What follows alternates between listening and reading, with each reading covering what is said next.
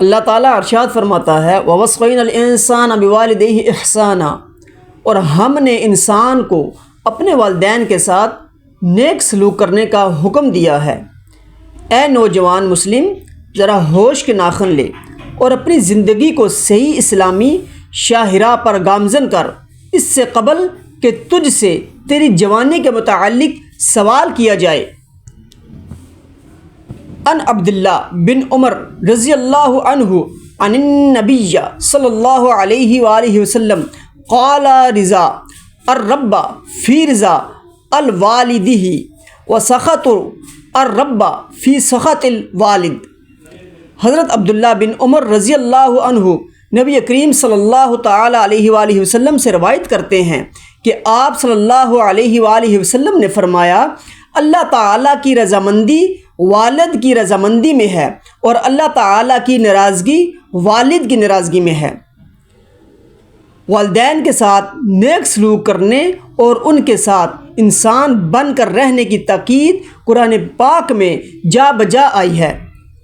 حدیث میں ایک ایسی بات کی طرف توجہ دلائی گئی ہے جس سے بہت سے لوگ غافل ہیں، اور وہ ناسمجھی کی وجہ سے اپنے ماں باپ کے ساتھ برا سلوک کر گزرتے ہیں، اور وہ اللہ تعالیٰ کے نزدیک بہت بڑا گناہ ہے، اور ہر مسلمان کو اس قبیح جرم سے بچنا لازم ہے، اور ہر مسلمان کو اس جرم سے بچنا لازم ہے۔ ماں باپ کی تعظیم اور ان کو راضی خوش رکھنے کی کوشش کرنا سعادت مند اولاد پر فرض ہے، اور اس لیے حضرت محمد صلی اللہ تعالی علیہ وآلہ وسلم نے ہمیں ایک نہایت ہی اہم نصیحت فرمائی ہے۔ کیا ہی اچھا ہو کہ اس نصیحت کو ہم سب ہر دم اپنے پیش نظر رکھیں۔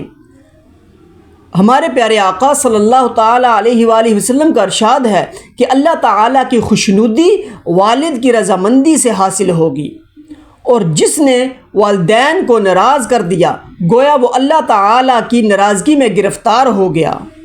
ماں باپ کو خوش رکھنا مشکل کام نہیں، اس لیے کہ انہیں اولاد کے ساتھ قدرتی طور پر انتہائی محبت و شفقت ہوتی ہے۔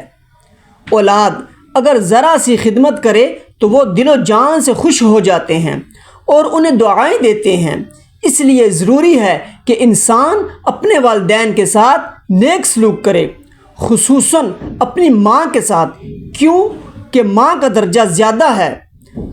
ہمارے پیارے آقا صلی اللہ تعالی علیہ وآلہ وسلم کے پاس ایک شخص آیا۔ اس نے کہا کہ لوگوں میں سب سے زیادہ جس کے ساتھ نیکی کی جائے وہ کون ہے؟ تو پیارے آقا صلی اللہ تعالی علیہ وآلہ وسلم نے فرمایا تیری ماں۔ اس نے کہا پھر کون؟ آپ نے فرمایا تیری ماں۔ اس نے کہا پھر کون؟ آپ نے فرمایا تیری ماں۔ اس نے کہا پھر کون؟ آپ نے فرمایا تیرا باپ۔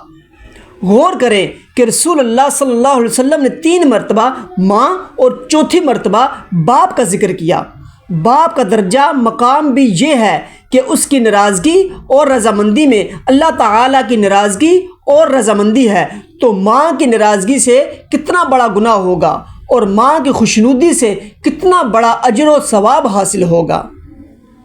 اگر کسی کی ماں زندہ ہو تو اس کی خدمت اسے گناہوں کے وبال سے بچا سکتی ہے، بشرطے کہ وہ گناہ کو گناہ سمجھتا ہو اور اس کے وبال سے اپنے آپ کو بچانا بھی چاہتا ہو۔ ماں کے بعد خالہ کا مرتبہ اس کی بھی خدمت کا موقع ہاتھ سے نہ جانے دے۔ ماں باپ کی اطاعت ضروری ہے، جس میں اللہ تعالیٰ کی رضا، دنیا و آخرت کی کامیابی، جنت کے حصول کا ذریعہ اور گناہوں کی معافی کا باعث ہے۔ اللہ تعالیٰ ہم سب کو والدین اور ان کے دوستوں کے ساتھ نیک سلوک کرنے کی توفیق عطا فرمائے۔